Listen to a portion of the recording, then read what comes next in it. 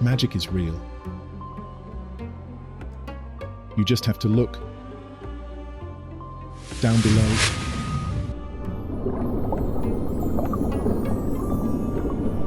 Up above.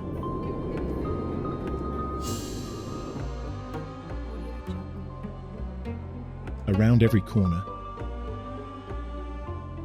It will be there.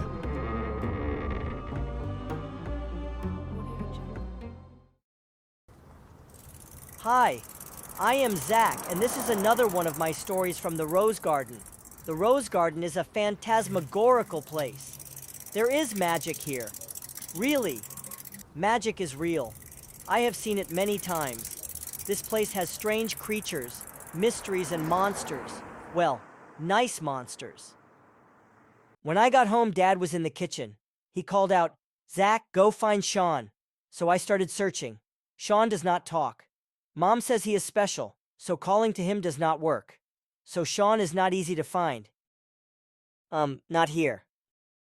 He can be almost anywhere. Luckily, he was in the attic. Sean came over to an old, huge wooden crate. He looked inside. I was curious and walked up. Inside the crate was something amazing.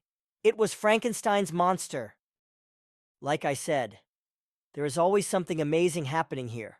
I am very cautious. I got a great idea. Dad had an old antique battery charger. I decided a good idea would be to connect it to the bolts in his neck, charge him up. I thought, what could go wrong? Later in the evening, I headed back home. I wanted to check out the attic. Hi, Mom.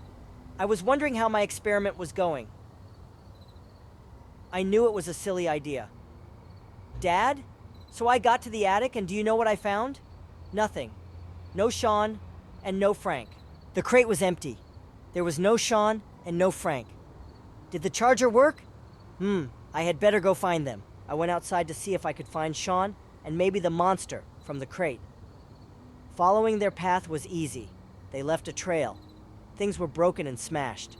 It looked like something big and dangerous had barreled through the neighborhood. Obliteration was a word in my head. The battery charger must have had a lot of power. The destruction path looked like it was headed straight to the park.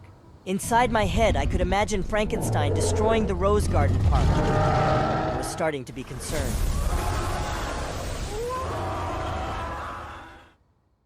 I got to the park, but everything looked okay.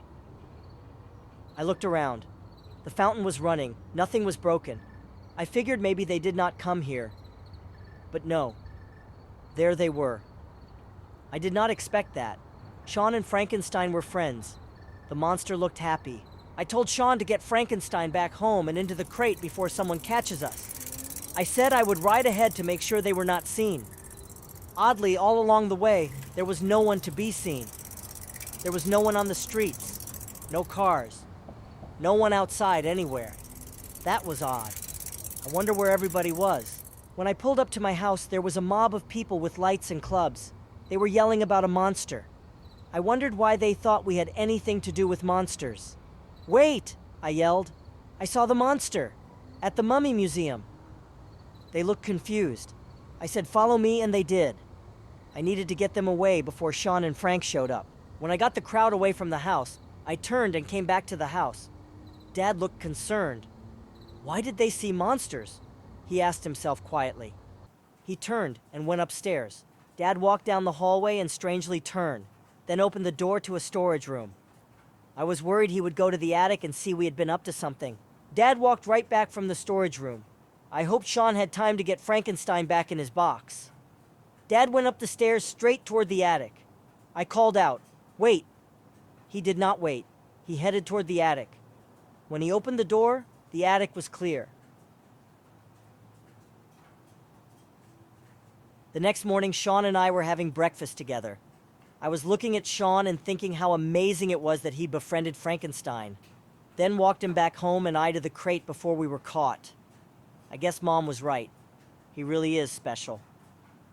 Then something occurred to me, and I said Dad looked inside the storage room before looking in the attic when he heard about a monster loose. I wonder what is in the storage room. Sean just looked up at me with a very mischievous smile. Was he planning another adventure?